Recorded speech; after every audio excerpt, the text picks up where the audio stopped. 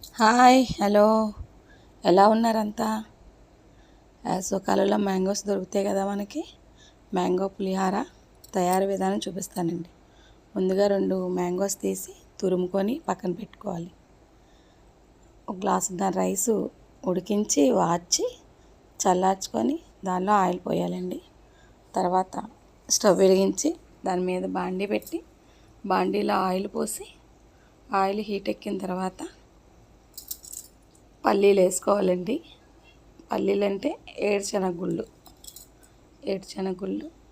దోరగా పచ్చివాసన లేకుండా వేపాలండి. వేగిన దాంట్లోని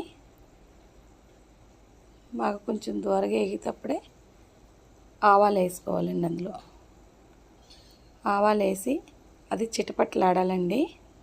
చిటపట్లాడి మంచి స్మెల్ వస్తే అది పచ్చివాసన పోతుంది, చేదు కూడా రాదు.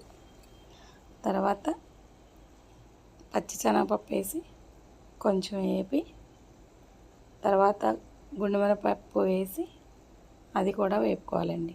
తర్వాత పచ్చిమిర్చి, అల్లం, కరివేపాకు, ఎండుమిరపకాయలు వేసి బాగా దోరగా వేపాలి.